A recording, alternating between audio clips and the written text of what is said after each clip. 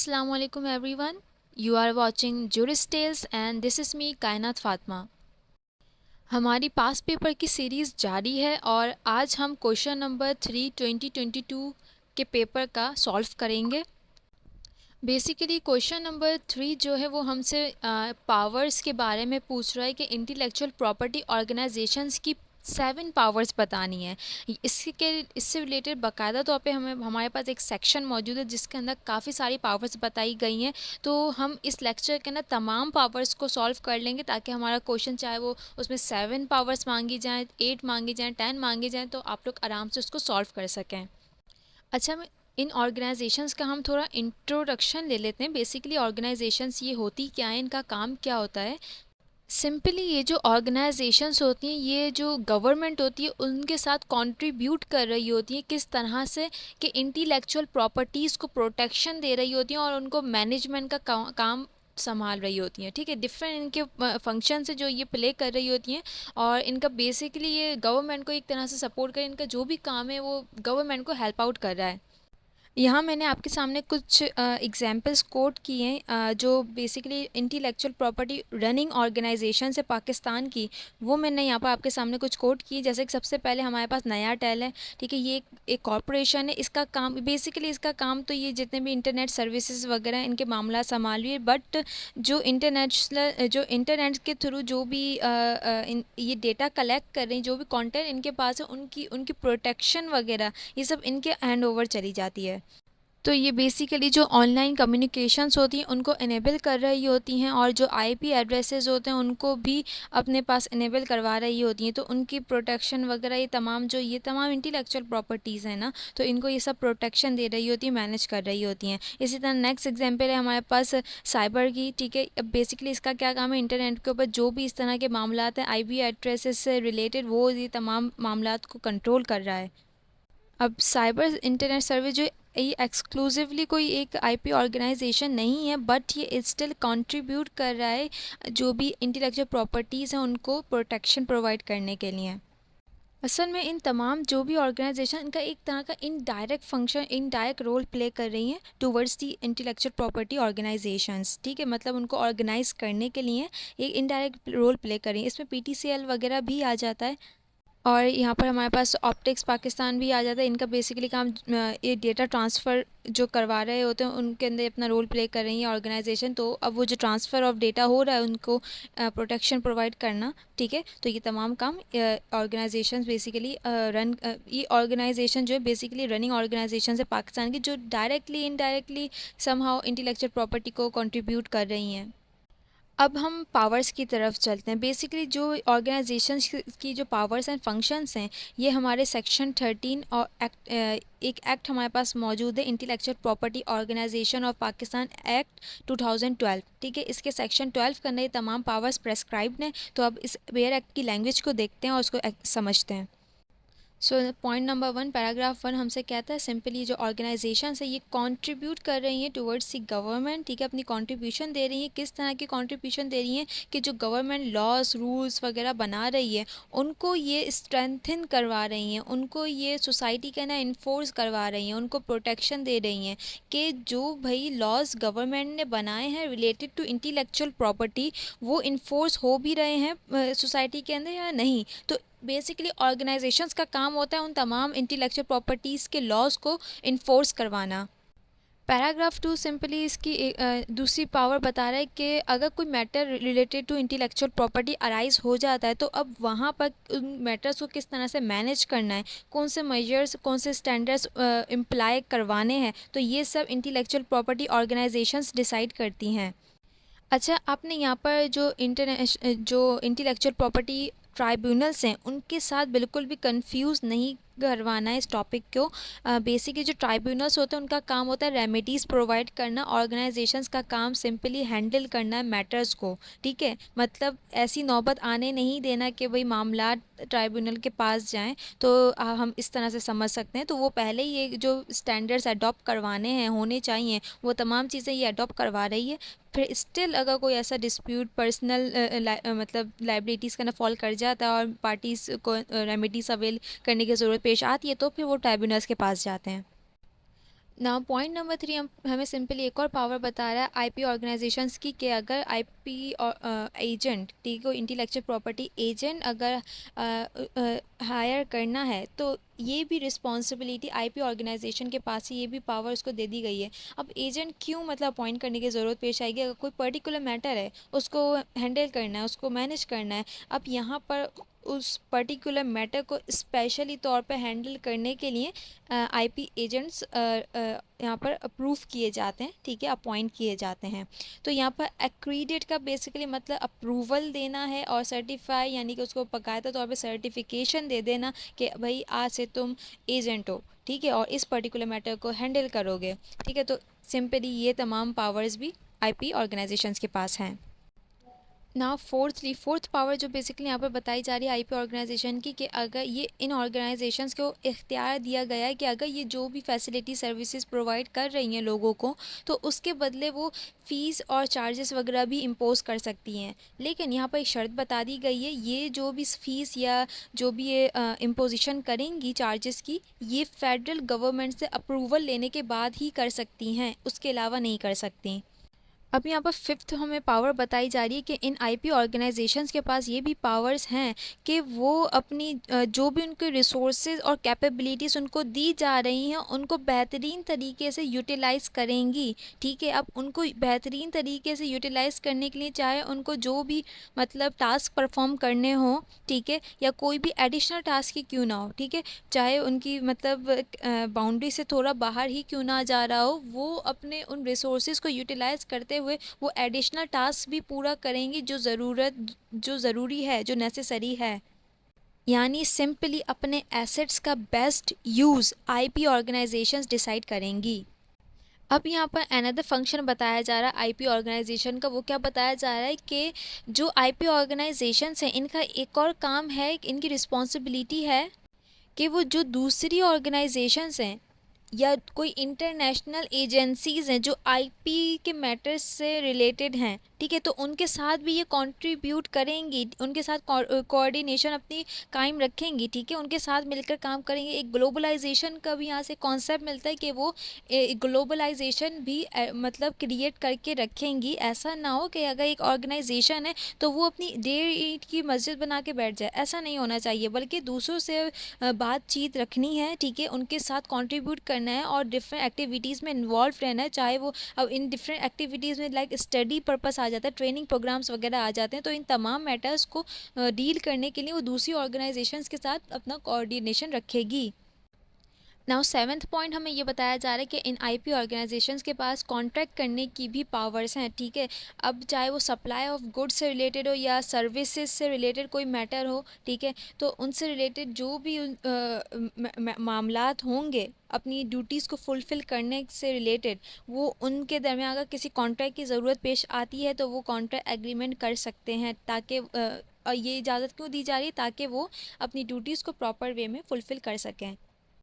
अब हमें यहाँ पर एट्थ पावर बताई जा रही है कि जो आईपी ऑर्गेनाइजेशंस हैं, इनके पास इनको एक सुपरवाइजरी रोल दिया जा रहा है, लेकिन किसके ऊपर? उन तमाम इंटेलेक्चुअल ऑफिसेस के ऊपर, इंटेलेक्चुअल प्रॉपर्टी से रिलेटेड जो भी ऑफिसेस बनाए गए हैं, चाहे अब वो फेडरल गवर्नमेंट ने बनाए हों या फिर वो किसी और मतलब प्रेस्क्रिप्शन के थ्रू, यानी कि किसी और लॉज के थ्रू, रेगुलेशंस के थ्रू वो ऑफिस अगर क्रिएट हुए हैं, बने हैं, तो अब उनको मैनेज कौन करेगा? आईपी ऑर्गेनाइजेशन, ठीक है, उनको सुपरवाइज करेंगी आईपी ऑर्गेनाइजेशन, यानी कि उनको उनके ऊपर अपनी नज़र रखेगी, ठीक है, कि वो आइदर अपनी मतलब बाउंड्रीज़ के अंदर वर्क कर रहे हैं, अपनी ड्यूटीज़ को फुलफ़िल कर रहे हैं या नहीं कर रहे हैं। अब आगे हमें अनदर पावर बताई जा रही है कि अब जो भी पब्लिक डॉक्यूमेंट्स हैं या जो भी पब्लिक इंफॉर्मेशन है रिलेटेड टू इंटेलेक्चुअल प्रॉपर्टी, तो अब इसको पब्लिक के लिए मतलब ऑफिशियल रखना और उसको मेंटेन रखना, ये भी ऑर्गेनाइजेशंस का काम है। यानी कि उन्होंने एक ऐसा सिस्टम मेंटेन करना है कि जिसके थ्रू जो पब्लिक डॉक्यूमेंट्स हैं वो पब्लिक ही रहें, ठीक है, जो इन्फॉर्मेशन है वो पब्लिक ही रहे। तो इनकी ये ड्यूटी है कि उनको पब्लिक के लिए रखने के लिए वो तमाम सिस्टम ये क्रिएट करें। अब आगे बताया जा रहा है कि जो इंटेलेक्चुअल प्रॉपर्टी ऑर्गेनाइजेशंस हैं, इनसे इनके पास एक और ड्यूटी है इनकी कि ये फेडरल गवर्नमेंट को एडवाइस भी करेंगी उन तमाम मामलात में जो इंटेलेक्चुअल प्रॉपर्टी से रिलेटेड हैं। ठीक है, इंटेलेक्चुअल प्रॉपर्टी के राइट्स से रिलेटेड हैं। ठीक है, अगर ये सोसाइटी में कोई ऐसा मामला देखते हैं जिसमें लाइक इंटेलेक्चुअल प्रॉपर्टी राइट्स से रिलेटेड वायलेशन वगैरह हो रही है, तो वो फेडरल गवर्नमेंट को एडवाइस करेंगे, आगाह करेंगे। आगे मज़ीद इस बताया जा रहा है कि जो आईपी ऑर्गेनाइजेशंस हैं, उनका एक और काम है कि जो भी मतलब आईपी मैटर्स हैं, उनसे उनके जो इंफ्रास्ट्रक्चर है उससे रिलेटेड, उसकी अपग्रेशन से रिलेटेड, उसकी डेवलपमेंट से रिलेटेड ये प्लान्स भी बनाएगी। ठीक है, ये मतलब देखती रहेगी कि किस पॉइंट के ऊपर अपग्रेशन की ज़रूरत है। ठीक है, डेफिनेटली हमें पता ज़माना वक्त के साथ साथ बदलता जा रहा है, तो उससे रिलेटेड ये तमाम मामलात को देखती रहेगी कि अब इस पॉइंट के ऊपर अपग्रेशन की नीड है। ठीक है, अब मज़ीद इस मामले के अंदर डेवलपमेंट आनी चाहिए, तो इससे रिलेटेड भी तमाम प्लानिंग वगैरह आईपी ऑर्गेनाइजेशन के पास चली जाती हैं। आगे एक और फंक्शन बताया जा रहा है कि जो इंटेलेक्चुअल प्रॉपर्टी ऑर्गेनाइजेशन है, इनका काम है कि आईपी से रिलेटेड, इंटेलेक्चुअल प्रॉपर्टी से रिलेटेड जो भी एजुकेशनल मामलात हैं, जो भी रिसर्च वर्क है, मतलब इनको प्रमोट करेंगी। आईपी एजुकेशन रिसर्च को प्रमोट करेंगी। ठीक है, दूसरों को यानी कि एजुकेशनल फील्ड्स को भी सपोर्ट करेंगी, ताकि इससे रिलेटेड सोसाइटी के अंदर भी अवेयरनेस फैलती चली जाए। इसके बाद बताया जा रहा है कि अगर कोई ऐसा केस आता है जिसमें फेडरल गवर्नमेंट की किसी और मतलब स्टेट के साथ कोई डिस्प्यूट वगैरह अराइज हो जाता है, तो अब उस इंटरनेशनल लेवल पर नेगोशिएशंस जो करनी है, ठीक है, उससे रिलेटेड भी आईपी ऑर्गेनाइजेशंस एडवाइस करेंगी। ठीक है, किस तरह से मतलब काउंसिल करेंगी, उनको गाइडलाइंस प्रोवाइड करेंगी गवर्नमेंट को कि आप इस तरह से नेगोशिएशन कर सकते हैं, लेकिन कौन से मैटर्स के अंदर जो आईपी से रिलेटेड होंगे। ठीक है, अब ये कोई भी मतलब मैटर हो सकता है, नेगोशिएशन किसी भी तरह से हो सकते हैं। नेगोशिएशन बेसिकली जब होती है जब किसी डिस्प्यूट को रिजॉल्व करना होता है। 14 हमें बताया जा रहा है 14 पॉइंट में कि जो इसका अपना स्टाफ होगा आईपी ऑर्गेनाइजेशन का, तो उस स्टाफ की ट्रेनिंग भी, ठीक है, यही ऑर्गेनाइजेशन करेंगे। यानी कि इनको एक और ड्यूटी दी जा रही है कि ये मेक श्योर रखेंगे जो इनका स्टाफ है वो भी अपने आप को वक्त के हिसाब से डेवलप करता जाए। ठीक है, उनके अंदर भी उनके स्किल्स जो इन्हेंस होते चले जाएं, ताकि एक प्रोफिशिएंसी क्रिएट हो। ठीक है, और ताकि इनके पास एक ऐसा स्टाफ हो जो महारत रखता हो। नाउ 15 पॉइंट में हमें बेसिकली बताया जा रहा है कि जो भी पब्लिक या प्राइवेट सेक्टर्स हैं रिलेटेड टू इंटेलेक्चुअल प्रॉपर्टी, तो उनके दरमियान भी ये अवेयरनेस प्रमोट करती रहेगी आईपी ऑर्गेनाइजेशंस। अब वो किस किस तरह से कर सकती है, वो चाहे वो थ्रू प्रिंट करे या थ्रू इलेक्ट्रॉनिक मीडियम करे। यानी कि इससे मुराद क्या है, या तो वो न्यूज़पेपर्स का, ठीक है, इन तमाम चीज़ों का यूज़ करे, या फिर वो इंटरनेट के थ्रू इस अवेयरनेस प्रोग्राम को स्टार्ट करे।